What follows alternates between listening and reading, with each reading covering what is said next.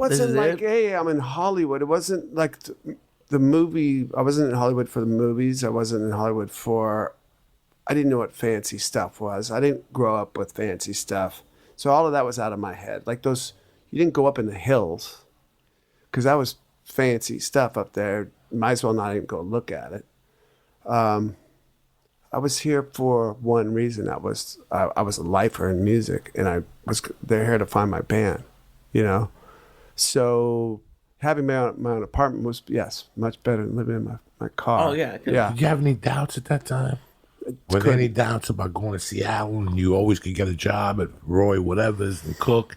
I couldn't do it. This is it. Yeah. I couldn't come back with, you know, my tail between my proverbial legs. You know what I mean? I had to do it. And you know, people have asked me, like, what do you tell a young musician? I mean, I couldn't breathe if I wasn't doing music. And I tell anybody young, if it makes it hard for you to breathe to not do music, then you're doing the right thing. You know, if you've got some backup plan, it's not going to work. It's not going to work. If you got I didn't have an option for college. I didn't have an option for things, you know, which was, I wasn't mourning that. It wasn't like, I didn't know any different. None of my other brothers and sisters had the option either. They went into Vietnam. They went in, you know, whatever.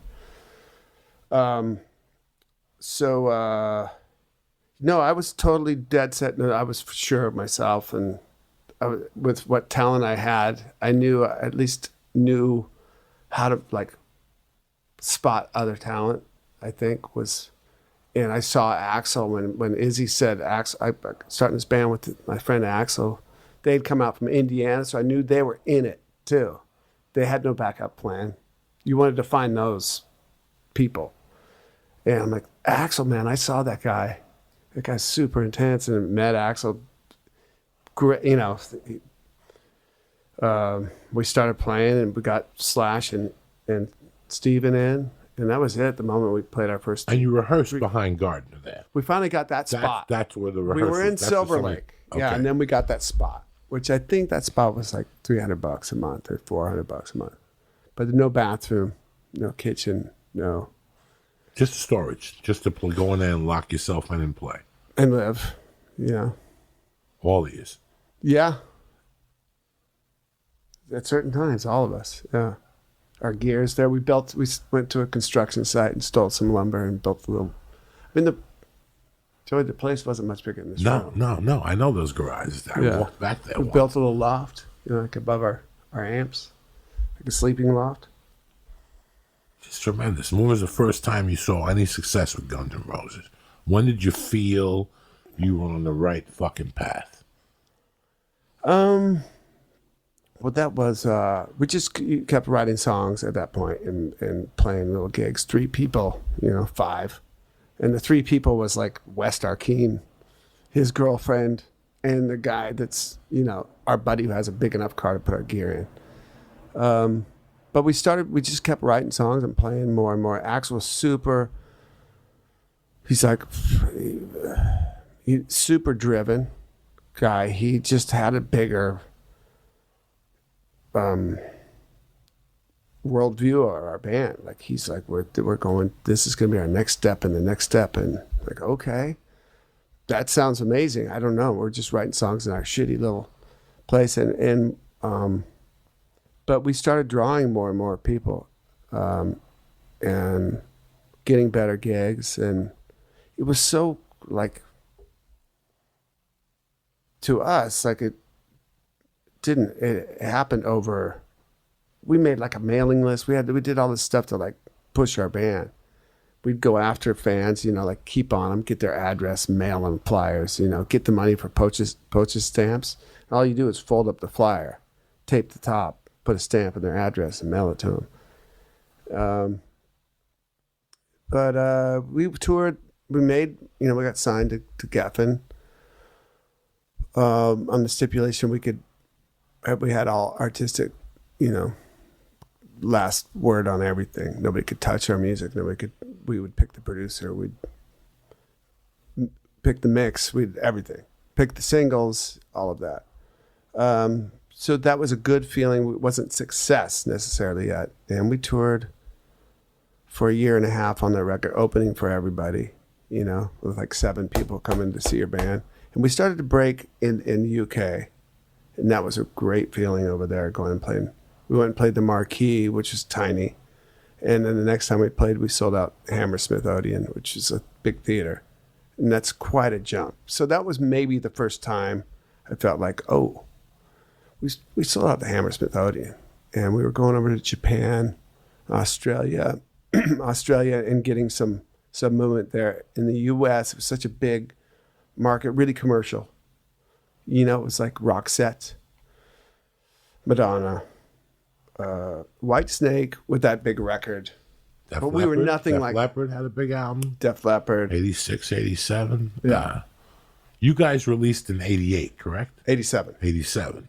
Yes. December of 87 or something. I think it was June of 87. June But the album took a long time to catch on. If you thought we came out in 88, because it took a year and a half. It took, because I got sentenced in 88, and by that time you guys were off and running. Right. Everybody knew who the fuck Guns N' Roses were. Yeah. I bumped into Slash when I first moved here there was a pseudo comedy club on Sunset. I didn't say much. Then I saw him again at the Comedy Store. Didn't say much. Then I got on a plane with Rogan to go to Vegas in 98 maybe. And I saw him on the fucking flight with us. I didn't say nothing. I went to the hotel that night. I had insomnia. I had no weed in Vegas. No money. I was broke. And I said, let me just go for a walk. And I saw Slash. It was like a game convention or a comic book or something to do with something, you know. And he was at the bar, and that's when I said he's by himself. Let me go up to him and ask him. And I went up to him, and I remember going, you know, I love your albums, blah, blah, blah, blah. What really happened with Axl? And, you know, he could have told me to go fuck myself. And he goes, you're a comedian, right? I go, yeah. He goes, are you hungry right now? I go, yeah, I'm having a hard time. He goes, remember these times. So when you get successful, you can look at this and see that you did the work. That's all that counts. I want you to remember that you did the work, you know, that you put in the hours. And that resonated with me. Yeah. To this day, it resonates a lot. And from what you're telling me, it seems like the guys that you got very lucky, because the guys you were in the band with had the same dream you had, or even more powerful. That lifts you. That's got to be lifting. You have to find the right. In a year, we're going to be playing the Hammersmith, whatever the fuck, and you're like, how much dope did you do last night? Right. But then you go home and you're like, maybe he's got a point. Yeah, you know, somebody asked me about this, and I've never, fortune, maybe. I don't know if luck, if there's luck involved, you put in the work. You put in the 20-hour days, you know, day after day. We rehearsed twice a day. We were all in. Like, we didn't have hobbies. We didn't have other things that were outside of it. It was all about the band. And you were like a family at that time. Yeah, you five we guys were were like a gang. like, yeah, you guys just hung out together, fucked chicks together, did drugs together, starved together. All of that. Put everything went into a pot. That's it. That's a big thing to learn in life. Yeah, and we were separate from we felt separate from everybody else in Southern California, not just LA. And we were like this little gang, you know. We protected each other, we did all that stuff. And so, you know, I think we wrote the right songs. We were really super hard on ourselves with writing. We wanted the best thing. You know, you get your feelings hurt a lot in a band situation. You're not a solo artist, right? This is like everybody's wanting to make that song the best. So that riff that you just brought in, somebody in your band just like side comment, that sucks, you know, and you're moving on. You got to grow thick skin and serve like the song and serve the band. And so when our kind of number was up, it